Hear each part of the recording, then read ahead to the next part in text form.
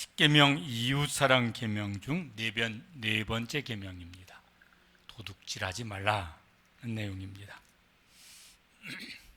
예수님께서 그 이웃사랑의 기준을 가르쳐 주셨습니다. 내 이웃을 내 몸같이 사랑하라. 그 기준으로 요 십계명에 적용을 시키면은 내 이웃의 소유를 내 소유만큼 귀하게 여겨라. 이렇게 요 말씀을 적용하면은 좋을 것 같다고 생각이 들었습니다. 도둑질하지 말라. 이거 우리 생활에서 아주 광범위하게 적용되어지는 계명입니다. 이거 어떻게 우리가 요 이웃사랑의 계명 중에 도둑질하지 말라는 계명을 이걸 잘 지킬 수 있을까? 이제 함께 이 말씀을 오늘 나누었으면 좋겠습니다. 도둑질이야 다 알죠. 남의 거 허락도 없이 주지도 않았는데 내 마음대로 내가 갖거나 훔치거나 뭐 이제 이 단계 이제 도둑질이 되어집니다. 절도죄죠, 절도죄. 성경에는 사람의 것만이 아니라 하나님의 것도 도둑질하지 말라는 말씀이 나와요. 아시죠? 말라기 3장에 보면은 저런 말씀이 있습니다. 한번 같이 읽어보시죠. 사람이 어찌 하나님의 것을 도둑질하겠느냐? 저거는 뭐냐면 이제 그 당시에 하나님의 백성들이 하는 소리예요. 우리가 어떻게 하나님의 것을 도둑질합니까? 그랬더니 하나님이 선지자를 통해서 이제 가르쳐 주신 것입니다. 그다음 읽으시죠. 그러나 너희는 나의 것을 도둑질하고도 말하기를 우리가 어떻게 주의 것을 도둑질하였나이까 하는도다. 이는 곧 11조와 봉헌물이라. 구약에 11조가 나오고 또 여러 가지 봉헌물들이 나옵니다. 그걸 하나님께 드리지 않은 것이 내 것 도둑질하는 것이다. 이렇게 말씀을 이제 하시는 것입니다. 아니, 본래가 다 하나님의 것이에요. 성경에는 도처에서 만물의 주인은 하나님이시라고, 그리고 그걸 우리에게 맡겨주셨다고. 그래서 사람은 주인이 아니라 뭐라고요? 청직이라고 말씀을 하세요. 그런데 그 중에서도 이제 하나님께서 다 하나님의 것이지만은 사람에게 맡겨주셨지만은 네가 청직이라는 것을 늘 기억하고 살아라 하는 기억 장치를 주신 것이 있는데, 그게 뭐냐면은 11조를, 소득의 11조를 하나님께 드리게 하신 것이에요.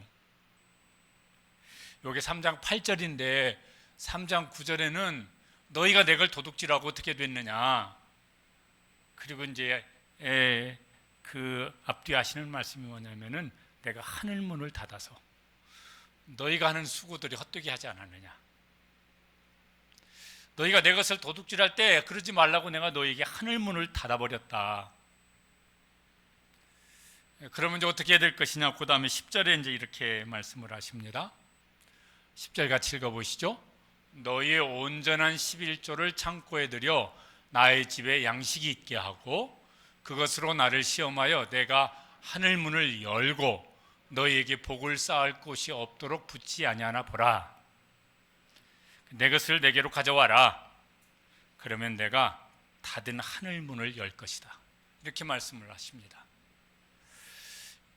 이거를 무슨 어떻게 개개인에게 뭐 구체적으로 다 적용하기 어렵죠. 그런데 스스로 생각을 해보실 때 하나님께서 혹은 우리 교회나 혹은 우리 가정에나 혹은 내 삶에 하늘문을 닫으신 건 아닐까. 내 자녀의 삶을 보면서 하나님께서 하늘문을 닫으신 건 아닐까. 이런 걸 고민해 볼 필요가 있습니다. 그렇다고 생각이 되어지면은 하나님께서 하늘문을 열어주시기를 위해서 은혜를 구해야 되겠는데, 다 그렇게 말을 할 수 있는 건 아니에요. 하늘문을 닫았다고 말하는 말씀 중에 여러 가지 케이스가 있어요. 그 중에 하나는 여기 말라기 3장에는 너희가 하나님의 것을, 내 것을 도둑질하였느냐? 그거 다시 가져와라. 그러면 내가 너희에게 하늘문을 열고 복을 줄 것이다. 하나님께서 우리의 삶에서 하늘문을 닫으시는 일은 안 일어나는 그런 성도들 꼭 되셨으면 좋겠습니다. 하나님께서 개인에게나 가정에게나 자녀에게나 다른 사람들은 모르겠는데 나는 알겠어요. 하나님 지금 하늘문을 여시고 복을 주시는 걸 나는 알겠어요. 그럴 수 있는 우리 모든 성도들의 삶이 되시기를 주님의 이름으로 축복합니다. 시간에 대한 말씀도 십계명이 있습니다. 십계명 4계명에 안식일을 기억하여 거룩하게 지키라. 성일이라고 말해요. 구별된 날이라고. 시간도 하나님의 것이에요. 그런데 그 중에 하나님께서 우리에게 시간을, 인생이라고 하는 시간을 주셨습니다. 그리고 그것 중에 구별해서 나한테 바쳐라 라고 주신 구별된 날이 있습니다. 그게 이제 4계명 안식일 계명입니다. 그래서 시간도 하나님의 시간을 도둑질하지 않게 되시길 바랍니다. 그러면 하나님이 또 문을 닫으시면요, 하나님도 마음이 아프시죠? 왜 하나님 우리에게 뭐 그렇게 하시는 걸 좋아하시는 분이십니까? 하나님도 마음이 아프시고 우리는 인생에 괴로움을 겪게 되어지는 것이고, 그러지 말라. 이제 더 많은 이제 우리의 실생활에서 우리가 겪는 일들은 이제 남의 소유를 도둑질하는 것이에요. 그 남은 사이가 좋은 부부는 네 것도 내 거고 내 것도 내 거고 이렇게 되겠지만은, 부부싸움 한판 하면은 네 건 네 거고 내 건 내 거고 이래가지고 이제 잘못하면 소송 갈 수도 있으니까 어쩌면 부부도 해당될 수 있겠고, 어떤 경우는 부모 자녀지간이라도 부모 건 부모 거고 내 건 내 거고, 성경에도요 자녀들이 부모의 것을 내 것이라고 그렇게 하지 말라고 가르치는 것도 있습니다. 어쨌든 남의 거예요. 제일 뭐 돈 훔치지 말고, 돈이나 물건 훔치면 도둑질하는 거죠. 절도가 됐든 강도가 됐든 뭐 횡령이 됐든 사기가 됐든 뭐 하여튼 뭐 여러 가지 것들이 있을 것 같아요. 요새는 우리 교회 성도들 중에서도 가끔 소식이 들려요. 보이스피싱 당했어요. 말도 안 되는 거라고 하는데 어떻게 그때는 정신이 없었는지 깜빡 넘어가지고 당했어요. 뭐 그런 거. 하여튼 이게 뭐 이런 거죠. 남의 돈이 됐든 물건이 됐든 훔치는 거. 꾸고 갚지 않는 거. 제가 생각하기에 요건 꾸었는데 갚긴 갚아야 되겠는데 형편되면 갚고 형편은 안 되면 뭐 형편될 때 갚지. 이런 사람한테는 안 꾸는 게 좋을 것 같아요. 왜? 그런 사람한테 꾸면 10중 8구 안 갚을 가능성이 높아요. 그럼 도둑놈 되는 거지 뭐. 이런 사람들한테 가능한 한 안 갚는 게 좋을 것 같아요. 누차에 말씀드렸지만은 교인끼리는 돈 꿔주지도 말고 꾸지도 말고 꿔주지도 말고 하지 마세요. 이렇게 제가 한 번씩 말씀드렸는데, 그래도 뭐 꿔주고 뭐 이자 확 쳐줄게 뭐 이런 거 해가지고 돈 잃고 사람 잃고 신앙 잃고 뭐 이렇게 되어진 일들이 지금도 한 번씩 어쩌다 소식이 들려요. 하지 마세요. 종치면서 다시 강조하겠습니다. 하지 마세요. 그러면 그 형편은 어려운데 뭐 난 몰라라 하는 거냐? 그건 아니에요. 그냥 주세요. 주되 단서를 달아서 이거 나한테 갚지 마. 그냥 받아. 아이 그래도 이게 받았는데 그 형편되거든. 나한테 말고 다른 사람한테 도와줘. 그렇게 하면요, 주일날 교회 와서 뒤통수 봤는데 저놈의 집사가 내가 돈 빌려주고서 주었는데 오늘은 가져왔으려나 안 가져왔으려나, 예배 시간에 그 뒤통수 보면서 오늘 돈 줄려나 안 줄려 이러고 있으면 은혜가 안 되어져요. 그냥 아예 뭐예요? 내가 좀 이렇게 적금을 들어놓든지 비상금을 모아놓든지 해가지고 급하면 내가 줄 수 있는 여력의 돈을 조금씩 가지고 계시면 좋겠어요. 주고 갚지 마. 생각도 하지 마. 형편되거든 다른 사람 도와줘. 이렇게 하면은 피차에 좋을 것 같아요. 하나님 보시기도 좋을 것 같고. 사장님은 직원에게 정당한 임금을 주지 않는 것도 도둑질일 것 같아요. 그 정당하다는 건 뭐 어떤 사회 통념이 있죠. 직원은 정당한 일을 하지 않는 것, 근무 시간에 정당하게 일을 하지 않고 뭐 개인적으로 뭐 하든지 일을 게을르게 한다든지, 그럼 그것도 도둑질일 것 같아요. 남의 지식을 훔치는 거. 요새는 이거 잘못 걸리면은 뭐죠? 저작권 침해. 아이고, 이거 보통 골치 아픈 일이 아니더라고. 뭘 또 막 있어요. 혹시 학교 다닐 때 컨닝하신 분들 그때 회개 안 했으면은 지금이라도 회개하시길 바랍니다. 걔는 그거 알려고 어제 저녁에 잠 안 자고 공부를 했는데 나는 슬쩍 1초 사이에 쳐다보고 1번에 1번. 이건 남의 지식을 도둑질한 거지. 그때 가볍게 넘어갔는데 지금 설교 드리면서 캥기는 분은 지금 회개하시길 바랍니다. 하여튼 그것도 남의 지식을 도둑질하는 것도 도둑질이죠. 남의 명예를 추락시키는 거. 명예훼손 죄 된다고요.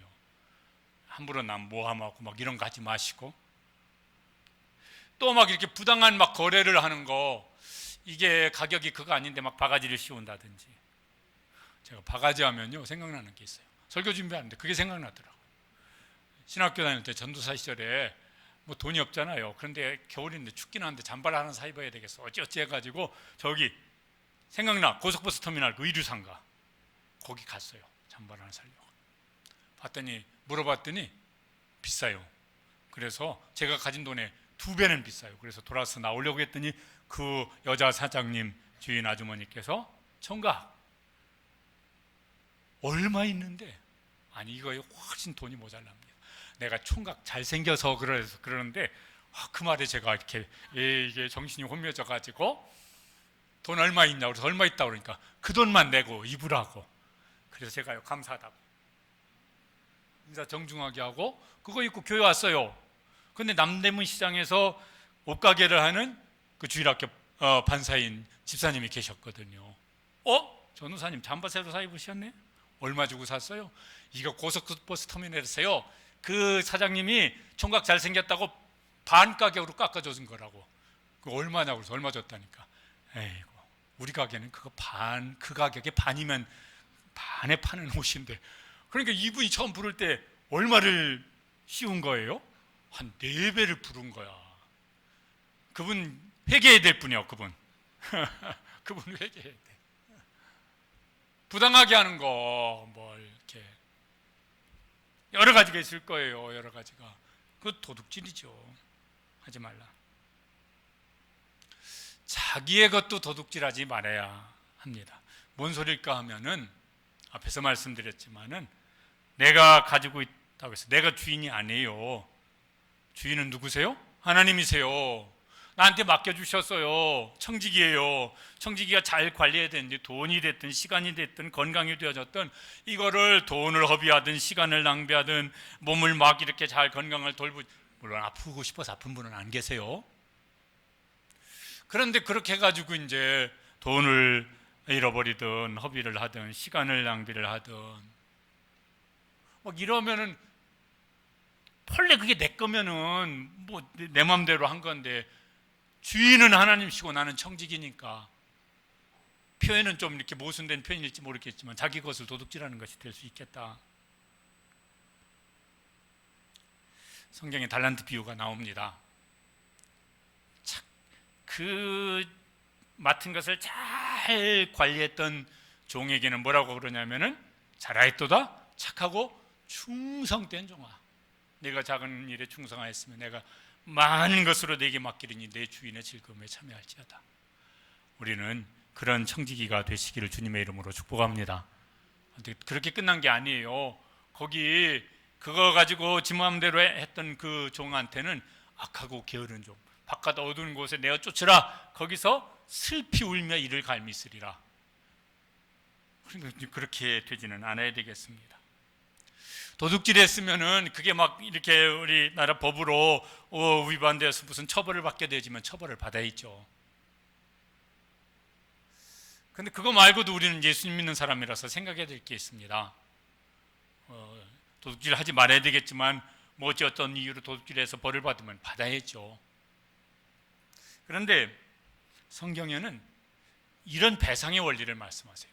이게 출애굽기, 레위기, 신명기 여러 곳에 여러 번 나오는 건데 그 중에 출애굽기 22장 1절에 보면은 저게 이제 하나님의 배상 원리입니다. 사람이 소나 양을 도둑질하여 잡거나 팔면 그는 소 한 마리에 몇 배로? 5배로 배상을 하고, 그 다음에 양 한 마리에 몇 배로 배상하고? 4배로 배상하고. 그러니까 굉장히 이자를 확 높이 쳐서 배상을 하라는 거예요. 그리고 나서 뭐냐면 하나님 앞에 나와서 속건제 제사를 드리는 거예요. 거기 죄사함을 얻기 위해서 제물을 드리고 이제 해야 되는 거예요. 그러니까 성경의 배상 원리는 그 손해를 도둑질했으면 그 손해를 입은 사람에게 4배나 5배로 배상을 해주고, 그 다음에 하나님 앞에 나와서는 하나님 앞에 속건제 제사를 드리면서 회개를 하고, 이렇게 하라고 말씀하세요. 요 말씀을 그대로 한 번 실천한 사람은 도둑질할 마음이 쏙 달아날 것 같아요. 왜? 이거 한 모금 도둑질하고 물을 한 통을 갖다 줘야 되는데, 그리고 하나님 앞에 나와서 또 무슨 회개 제물을 드리고 뭐 이렇게 해야 되는데 안 할 것 같아요. 그냥 하나님께서 아주 세게 말씀을 하신 것입니다. 신약 성경에 예수님을 만난 세리장 삭개오가 회개를 한 것이 나옵니다. 요 율법의 배상 원리보다 더 많은 이제 회개를 합니다. 그가 이렇게 말을 합니다. 주여 보시옵소서, 내 소유의 절반을 가난한 자들에게 주겠으며. 저건 율법의 배상의 원리에는 안 나와요. 근데 자발적으로 하는 거예요. 그 다음에 나오는 것은 아까 읽은 출애굽기 말씀하고 비슷합니다. 만일 누구의 것을 속여 빼앗은 일이 있으면 어떻게? 4배나 갚겠나이다. 삭개오가 회개를 하면서 제가 그렇게 행동을 하겠습니다. 그게 삭개오의 회개예요. 그냥 교회 나와가지고 주여 도둑질 했습니다, 안 들켜서 감사합니다, 뭐 이렇게 이건 아니라는 것이에요.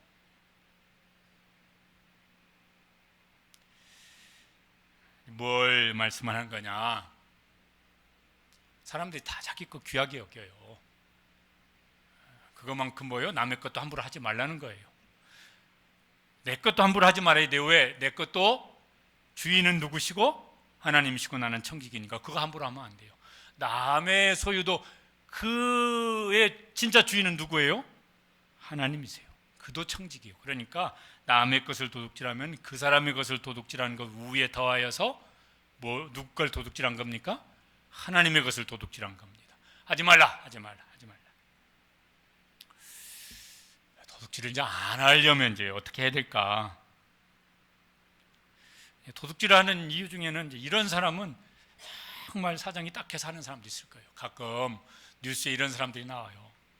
애가 어린데 애가 어리니까 일을 나갈 수도 없고 남편도 없고 아내 혼자 엄마가 애를 키우는데 돈이 없어. 그래서 슈퍼 가가지고 몰래 주머니에다가 우유 하나 하고 빵 하나 넣어가지고. 그런데 그 걸리잖아요. 이거 다 있잖아요. 요거 주인이 다 쳐다보고 있잖아. 걸렸어요.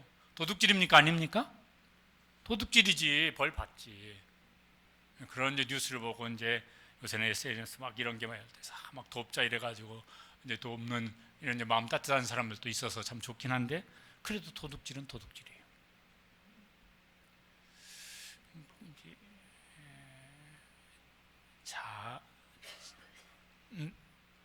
잠언에 보면은 이렇게 기도하는 사람이 나옵니다. 잠언 30장 9절 말씀. 저 사람 마음속에 저런 간절한 기도 제목이 있었어요. 한번 읽어보시죠. 내가 가난하여 도둑질하고 내 하나님의 이름을 욕되게 할까 두려워함이니라. 저 사람이 과거에 그런 경험이 있었는지는 모르겠지만은 가난해서 도둑질을 하면은 내가 하나님 믿는 사람인데 하나님 이름 욕먹이면 안 되는데 하나님 저 가난하지 않게 해주세요. 저 사람 기도 제목이 또 한 가지 있어요. 성경에 보면 뭡니까? 그렇다고 부자가 되기를 원치도 않습니다. 부자가 돼서 하나님 있긴 뭐 있어? 하나님 뭘 필요해? 이런 소리도 안 하고 싶습니다. 그런 기도를 합니다. 굉장히 진실된 기도인 것 같아요. 기도하고 일하게 되시길 바랍니다. 일자리가 있어야 일을 하지. 물론 그것도 이제 쉽지 않은 경우가 있지만은 그것도 근래 뉴스예요. 이 30대 중에 구직을 포기한 사람이 400만 명쯤 된다고. 대기업 이런 데 가고 싶은데 그런 데는 또 쉽지가 않고, 저기 뭐 중소기업 이런 데는 힘들고 연봉 적고 이러니까 아예 안 가고 싶고, 이래가지고 구직을 포기한 사람이 그렇게 많대요. 야, 이거 참 안타까운 일이죠. 저한테 매달 이렇게 문자를 보내는 있어요. 거기도 아저씨가 됐어. 넌 나이가 지금 얼마 됐냐? 그러니까 40 몇 살이라고 그러더라고. 올해 한 20 몇 살 때부터 이제 목사님 배고파요. 이제 다달이 이제 문자를 보내옵니다. 어찌어찌 해가지고 이제 기초수급자가 되게 이제 해서, 야, 넌 몸은 건강한데 뭐 아르바이트라도 뭘 하지? 안 해요. 그리고 이제 뭐 이렇게 저한테만 그러지 않겠죠. 뭐 이제 하여튼 여기 일대 많은 교회를 다니면서 이제 했었으니까, 어떤 데는 이게 도와주는 게 이게 잘하는 건가 아닌 건가 하는 생각이 들기도 하지만, 배고파요 이러는데 또 어떻게 안 하겠어요? 근데 일은 안 해. 야, 너도 이제 나이가 그만한데 나이 좀 더 먹으면 어떻게 하려고 그러냐? 뭐라도 해봐야지. 그런데 안 해요. 일하라. 기도하고 일하시길 바랍니다. 마음에 드는 일자리 아니면 좀 힘들더라도 해서 이제 자기 생활을 해나갈 수 있도록 하면 좋겠습니다. 먹고 살 만한 사람은 도둑질 안 할까? 그러니까 대도 수백억, 수십억, 수천억 해먹는 사람들은 부자들이 하지, 가난한 사람들은 그거 하지도 못해요. 왜 그럴까? 그러면은 욕심이 앞서는 거죠. 욕심이. 태초부터 이제 욕심 때문에 그렇죠. 야고보서 1장 14절 우리가 많이 이제 드린 말씀인데, 오직 각 사람이 시험을 받는 것은 뭐 때문에 시험을 유혹을 받는다고요? 자기 욕심에 끌려 유혹을 받는다고. 막 신앙 좋은 사람은 유혹 안 받을까? 다 조심해야 돼요. 예수님 제자 중에서 예수님이 도둑이라고 말한 제자가 있습니다. 누군지 아시죠? 가룟 유다. 그가 재정 담당자였었는데 자꾸 거기서 궁금해서 빼내다가 사적으로 쓴 거예요. 예수님도 아셨어요. 그런데 돌이킬 기회를 어떻게 주셨는지는 모르겠지만 계속 그랬어요. 그런데 그게 처음에는 작은 욕심이었겠지 뭐. 예수님 제자들이 돈이나 얼마나 있었을지도 않았을 테니까. 그런데 그 욕심을 가만 이제 계속 두니까 욕심이 점점 자라가지고 나중에는 뭔 짓까지 합니까?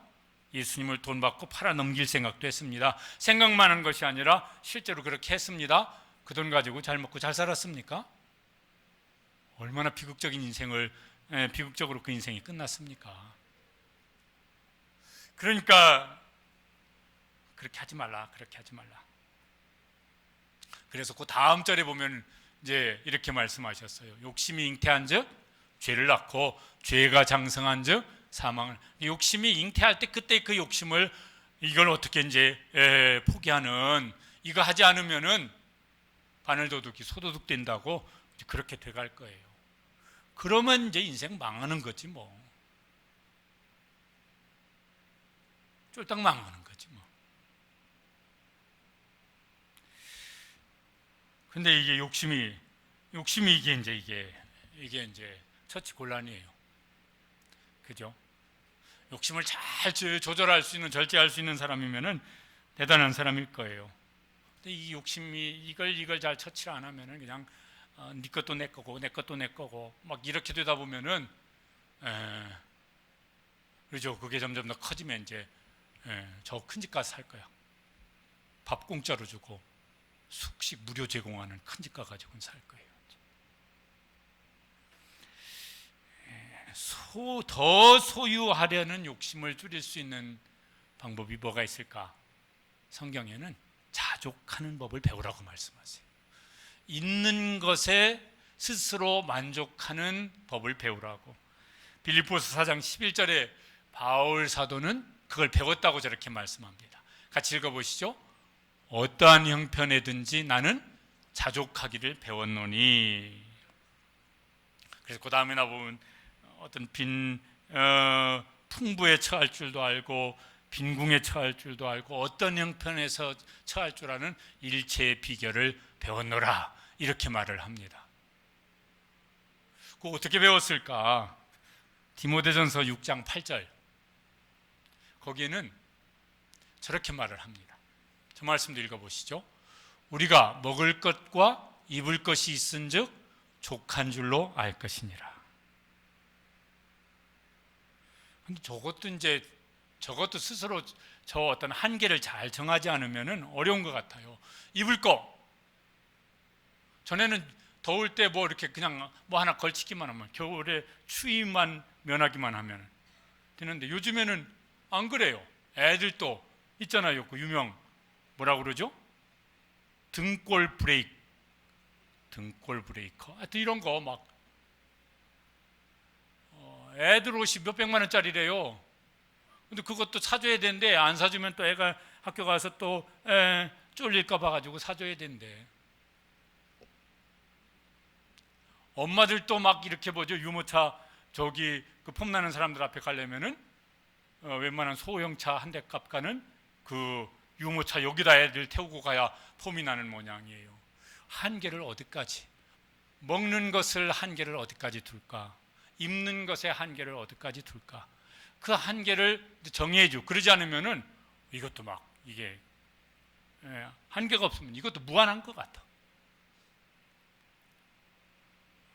예전에 어떤 아는 분이 저하고 중국 여행을 가자고 그러더라고요. 왜요? 중국 어디 가면은 그 자라탕 그렇게 맛있는데 그 자라탕 먹으러 중국까지 해요. 그분은 가서 몇 번 먹었대. 그렇게 먹으려고 그러면은 먹는 것도 한이 없을 것 같아요. 밥 한 그릇 먹으러 중국까지 가야 되니까. 어떤 분은 라면 먹으러 일본 갔다 왔다고 그러더라고. 그러니까 먹을 것과 입을 것에도 자족하기 위한 한계를 나름대로 설정해 두지 않으면은 먹고 입는 것, 돈, 연봉을 1억 받아도 모자랄 수 있을 거예요. 그 한계를 어디다 두고 먹을 것과 입을 것이 있은즉 나는 요만큼 먹으면 족하다, 나는 요만큼 입으면 만족한다. 그 한계를 자기 형편을 고려해서 잘 정할 수 있게 되시기를 바랍니다. 안 그러면 이게 밑 빠진 독에 물 붓겨. 이것도 먹고 입는 것도.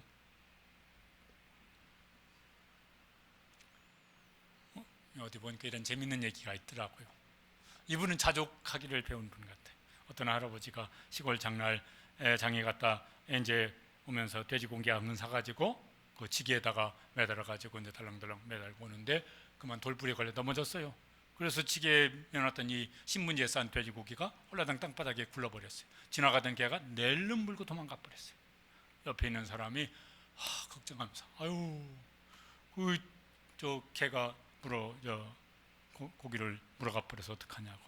그래도 다행이에요. 뭐가 다행이에요? 고기는 없어졌지만은 내 입맛은 아직도 살아있거든요. 그죠? 어떤 사람은 입맛이 없어서 산해진미도 못 먹는 사람이 있는데 어떤 사람은 고기는 없지만 입맛이 살아있으니까 그래도 다행이다. 좀 과장된 얘기 같긴 하지만 어쨌든 스스로 뭔가 자족하는 기준을 정하는 것이 이제 중요할 것입니다. 돈에도 자족하기를 배우라고 말씀합니다. 히브리서 13장 5절 말씀에 이렇게 말씀합니다. 읽어보시죠. 돈을 사랑하지 말고 있는 바를 족한 줄로 알라.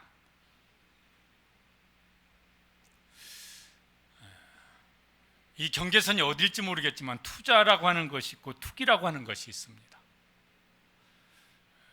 사전적인 의미는 뭔지 모르겠는데 제 생각에 투자는 요만큼 뭔가를 하면은 상식적으로 그만큼의 어떤 이익이 남는 것, 일반적으로 통용되어지는 그만큼 하면 그만큼 정도 남지. 뭐 잘 됐네. 요 정도는 투자가 아닐까 싶고, 투기는 뭐냐면은 요만큼 하면 대박나. 요런 건 투기가 아닐까. 투자는 웬만하면은 괜찮은 것 같아요. 이익을 얻는 것 같아요. 투기는 대박을 노렸다가 많은 경우에 쪽박을 찬다고 그래요. 대박을 기다리는 건 투기일 것 같고, 그건 쪽박 차기가 쉽다고 그러고, 투자는 그 정도 뭔가를 지불했으면 그 정도쯤은 남는데 그래도 잘 됐네, 요 정도일 것 같고, 하여튼 잘 분별해서 하되, 대박은 대부분 욕심에서 나오는 걸 것 같아요. 그런데 이제 그런 건 자꾸 욕심에 욕심을 더하다 보면은 어딘가에서 쪽박이 나는 일이 많은 것 같으니까. 자족하면서 그러면 뭐 자족하면서 그냥 뭐 게으르게 살라는 말이냐? 아니에요. 4계명 안식일 계명 그 앞에는 뭐라고 나오냐면 여세 동안은 어떻게 하라? 힘써서 일을 하라. 힘써서 일을 하시고, 그리고 이제 있는 것에 자족을 하시고, 자족을 하면은 이 정도면 감사하지. 그러면은 이제 그 사람이 행복한 삶을 살게 될 것입니다. 이제 소극적으로는 도둑질하지 않는 거, 이제 그렇게 하는 건데, 적극적으로 이 계명을 더 잘 지킬 수 있는 방법은 뭐가 있을까? 이제 근본 정신은 뭐냐면은 내 것 귀해요? 내 거니까 귀한 것이 아니라 왜 귀하다고요? 하나님이 나한테 맡겨주신 것이라서 귀해요. 내 생명이 귀해요? 하나님이 나한테 주신 생명이라서 귀해요. 내게 주신 인생의 시간이, 또 내게 주신 몸이, 내게 주신 어떤 삶이 귀합니다. 하나님이 내게 맡겨주셨기 때문에 귀한 거예요. 내 손에 있으니까 귀하기도 하지만 그거보다 더 근원적으로는 하나님이 나한테 맡겨주셨으니까 귀하게 여기시길 바랍니다. 남의 소유도 뭐예요? 하나님이 그에게 맡겨주신 거예요. 그러니까 귀한 거예요. 나한테 맡겨주셔서 귀한 것처럼 그에게 맡겨주신 것이니까 귀한 것이에요. 그래서 내 소유만큼 남의 소유도 귀하게 여기시기를 바랍니다. 그게 하나님을 귀하게 여기는 삶의 태도가 이제 되는 것입니다. 이제 그러면 남의 거 도둑질하는 거 안 할 것 같아요.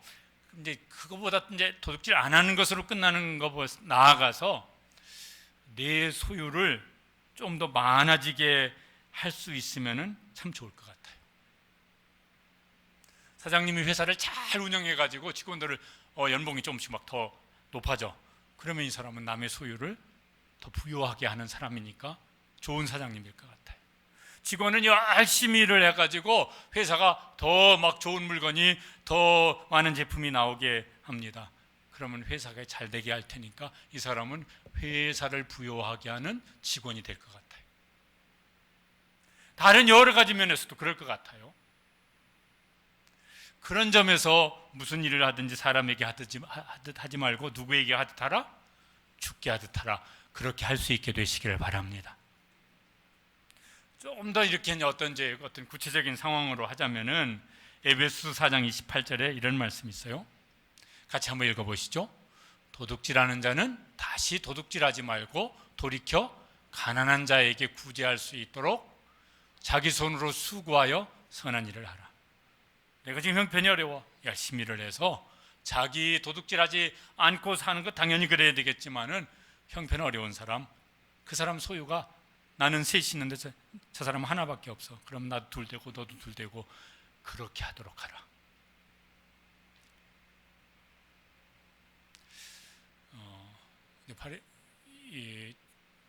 지난 주간에 텔레비 어디서 본 것 같은데 어떤 사람이 이제 나왔어요.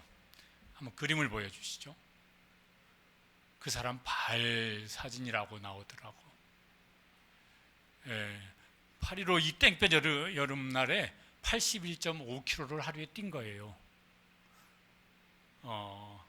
하루 사이 몸무게가 5kg 줄었다고 그러더라고. 저 거리를 뛰면서 발톱이 그 뒤로 해서 6개가 빠졌대요.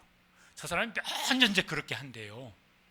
그래가지고 이제 이렇게 기부를 20몇 억인가 30명마다 기부를 이렇게 기업들에서 기부를 한 걸 받아가지고 독립 운동하신 후손들 집 지어주는 운동을 하고 다른 걸 또 해가지고 무슨 병원을 세우는 일을 해서 하여튼 기부한 게 수백억쯤 되는 모양이에요. 혹시 보셨습니까? 저 사람 누군지? 가수들하고 현이라고 예명인 것 같은데 하여튼 굉장히 신실한 믿음의 사람이라고 그러더라고. 야, 말이 그렇지. 저거 이 더운 날 몸무게가 하루에 5kg 정도 빠진다고 하면 그 몸이 어느 정도로 고통스러울까 상상 이상입니다. 여러분, 하루에 몸무게 1kg만 빠지게 하려고 해도요, 몸이 얼마나 고통스러운지 몰라요. 그러니까 그러면서 뭐냐면은 이제 그러니까 막 운동을 많이 해가지고 그걸 이렇게 기쁨으로 감당해내고 이렇게 이제 사람들을 돕는 일을 하더라고. 세상에 가장 아름다운 발 같아요. 그런 사람들 많이 있죠. 그러죠. 세상에 그런 사람들이 많이 있어요. 이 모습 저 모습으로. 여유가 있는 사람은 이렇게 하라고 말씀합니다. 고린도후서 8장 14절에 보면은 이렇게 말씀합니다. 같이 읽어보시죠. 이제 너희의 넉넉한 것으로 그의 부족한 것을 보충함은 그 후에 그들의 넉넉한 것으로 너희의 부족한 것을 보충하여 균등하게 하려 함이라. 그렇게 하라고. 우리가 누군가의 도움을 받았어요. 그러면 이제 열심히 일을 해서 조금 더 이렇게 여유 있도록 자기 삶을 잘 지혜롭게 꾸려서 누군가가 도와야 될 때 손 떨리지 않고 이거 막 더 셌다가 막 뺐다가 넣었다 이런 거 하지 말고 그냥 그래 그만큼 필요해? 아이고 감사하게 그만큼 내가 있네. 내가 그동안 비상금 모아둔 게 있는데 쓰고 갚을 생각하지 마. 누구 다른 사람 필요하면은 여유되거든. 그렇게 이러면은 얼마나 좋을까. 막 가족끼리 그런다든지 교회 안에서 이런 일들이 막 일어난다든지 직장 동료끼리 일어나는데 얼마나 좋을까. 세상이 얼마나 살만해질까. 그렇게 하라. 그렇게 하라. 이것도 율법에 나오는 그때는 이제 농경 시대니까 추수 규정이 나옵니다. 저것도 그 여러 곳에 나와요. 그 중에 레위기 19장 9절 10절에 보면 여러분 한번 같이 읽어보시죠. 너희가 땅에서 곡식을 거둘 때 너는 밭 모퉁이까지 다 거두지 말고 밭 모퉁이 일부는 추수하지 말고 남겨두라는 거예요. 그 다음에 내 떨어진 이삭도 줍지 말고 다른 곳에는 일부러 이삭을 좀 흘리라고 말씀하는 게 나와요.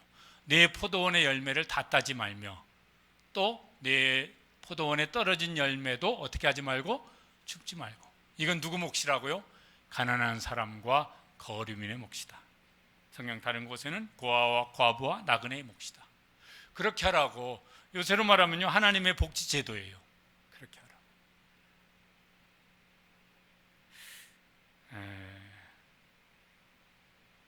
그래서 이제 그거 가지고 뭐 구제를 하시든 또 뭐 기부를 하시든 우리나라에 그것도 기독교 기업인들이 모여서 한 30년 전에 30년도 더 됐을 것 같은데 만든 유산 안 남기기 운동 본부 이런 게 있어요. 기독교 실업인들이 중심으로 했어요. 그래서 이분들은 매년 유언서를 새로 작성한다고 그러더라고요. 왜냐하면 그 재산 변동 사업을 하시니까 재산 변동 사항이 있으니까. 그래서 10%인가 얼마인가만 가족을 위해서 남겨두고 나머지는 뭐 어찌한다. 뭐 이런 제 어쨌든요. 이게 성경의 원리죠. 성경의 원리죠. 그래서 무슨 막 선교도 하고 장학금도 주고 그러면 참 좋을 것 같아요. 손해보는 일인가? 나만 손해보나? 아니고 신명기 24장에 보면 앞의 내용은 레위기 말씀하고 비슷합니다. 그리고 이제 저렇게 말씀하세요. 저게 이제 하나님이 서로 다 이렇게 하나님 좋은 걸 주시고 싶으신 거예요. 읽어보시죠. 그리하면 내 하나님 여호와께서 내 손으로 하는 모든 일에 복을 내리시리라. 그러면 이제 하나님도 좋으시고 그 도움을 받는 사람도 좋겠고 하나님이 하늘문을 여시고 복을 주시면은 하나님이 뭐 쪼잔하신 분이 아니시니까 풍성하게 주실 것인데 그러니까 좋고 모두에게 좋은 것이라. 모두에게 좋은 것이라. 그런 청지기가 하나님 앞에서 그런 청지기로서 살기를 사모하고 또 그렇게 힘써 노력하면서 살아갈 수 있게 되시기를 바랍니다. 그러면은 다 좋아요. 하나님도 좋으시고 나도 복되고 너도 좋고. 이웃사랑 계명제 첫 번째 계명은 부모 공경입니다. 거기서부터 시작해서 뭐예요? 사람을 존중하라고. 인간 존중 신앙. 그 다음에 이제 이웃사랑 두 번째 계명은 뭡니까? 살인하지 말라. 생명 존중이에요. 자기 생명부터 시작해서 모든 생명을 존중하라. 그 다음에 이웃사랑 세 번째 계명은 뭡니까? 간음하지 말라예요. 자기 부부도 자기 가족도 남의 부부도 남의 가족도 거기도 뭐예요? 다 해를 주지 말고 복되게 하라는 것이에요. 이웃사랑 네 번째 계명은 뭡니까? 오늘 읽은 도둑질하지 말라입니다. 모든 것의 주인은 하나님이세요. 우리는 청지기예요. 하나님께서 우리에게 맡겨주셨어요. 나에게도 맡겨주셨고 너에게도 맡겨주셨어요. 나에게 맡긴 것을 가지고는 잘 선용하셔서 청지기답게 선용하시고 좀 잘 지혜롭게 해서 나눌 수 있는 기회가 있으면은 그래도 멈칫거리지 않고 나눌 수 있는 그런 성도들 되시기를 주님의 이름으로 축복합니다. 그렇게 지혜롭게 생활을 하시면 좋겠습니다. 그 다음에 뭐예요? 하나님께서 우리에게 주시는, 그래서 하나님이 영광을 받으시고 하나님이 기뻐하시는 이 일을 이제 잘 감당을 했으면 좋겠습니다. 우리 한번 같이 한번 읽어보시겠습니다. 자막을 한번 보여주시고 다 같이 읽어보시죠. 이웃의 것을 내 것만큼 귀하게 여겨주자. 더하여 내 것으로 이웃의 필요를 채워주자. 그런 착하고 충성된 청지기로 살아가는 우리 시화동산의 모든 성도들 되시기를 주님의 이름으로 축복합니다. 기도하시겠습니다. 우리 함께 기도하시죠.